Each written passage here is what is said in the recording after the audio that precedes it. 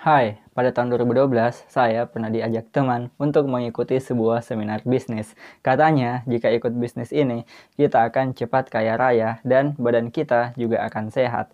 Yang perlu dilakukan hanya membeli satu produk mereka yang katanya kalung kesehatan, dan kalung kesehatan ini harganya 8 juta.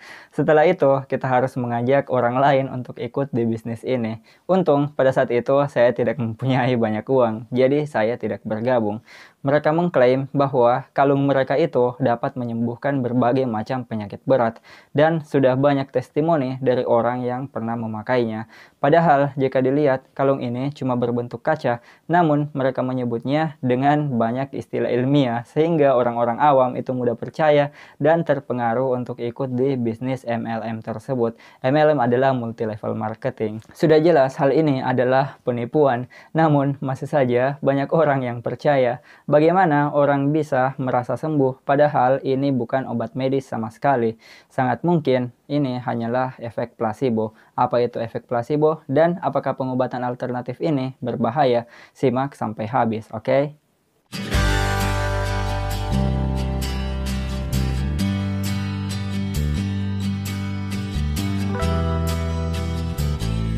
Ada alasan kenapa kita itu harus mengkritisi berbagai jenis obat dan pengobatan alternatif yang banyak beredar di masyarakat, mulai dari obat-obatan MLM yang banyak melibatkan istilah-istilah ilmiah, praktek-praktek pengobatan kuno semacam akupuntur, hingga pengobatan supranatural seperti batu ponari atau air yang sudah didoakan. Dan sesuai dengan namanya, seharusnya berfungsi sebagai alternatif, bukan sebagai pengobatan utama yang diandalkan ketika sakit terjadi.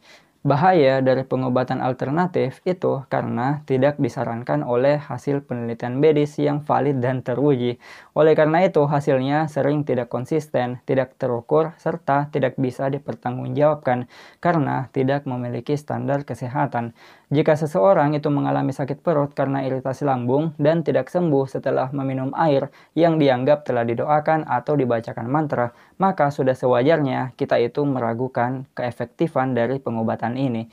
Pengobatan alternatif menjadi berbahaya jika kemudian ada sebagian masyarakat yang menjadikannya sebagai pengobatan prioritas saat mengalami penyakit dan menjadikannya sebagai satu-satunya acuan oleh pasien dan mengabaikan pengobatan medis. Banyak penyakit seperti gagal ginjal, kanker, atau patah tulang. Penyakit-penyakit ini jelas sangat berbahaya jika tidak mendapatkan perawatan medis dan sangat berbahaya pula jika hanya diobati dengan pengobatan alternatif.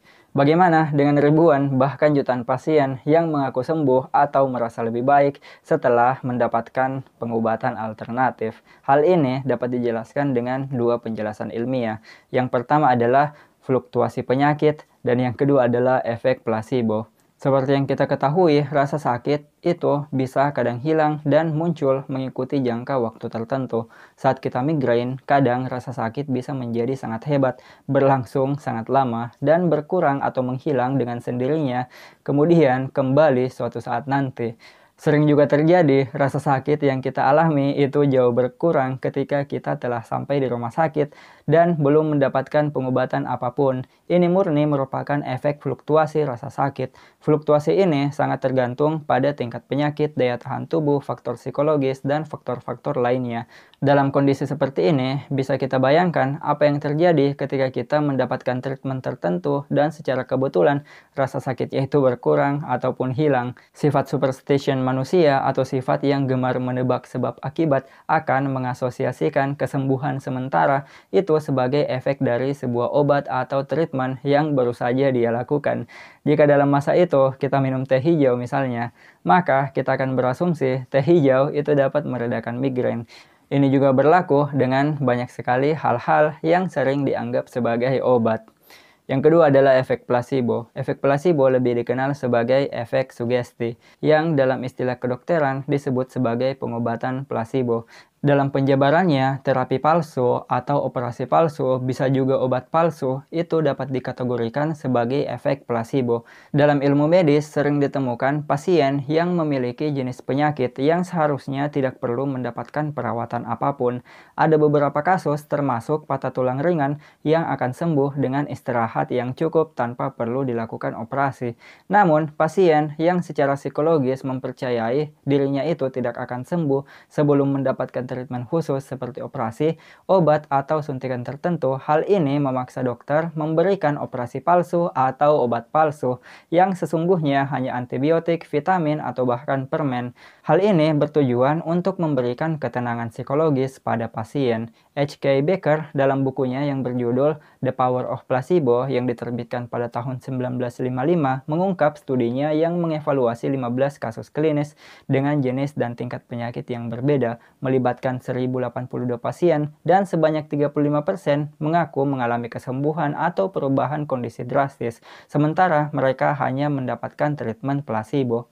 Treatment placebo ini sering dilakukan dokter untuk menghindari dan mengurangi masuknya zat-zat kimia obat yang tidak diperlukan oleh tubuh pasien. Dalam banyak kasus cedera lutut, Dr. J. Bruce Moseley beranggapan bahwa operasi itu tidak diperlukan dalam kasus tersebut. Namun, semua pasien beranggapan bahwa mereka tidak akan sembuh sebelum operasi.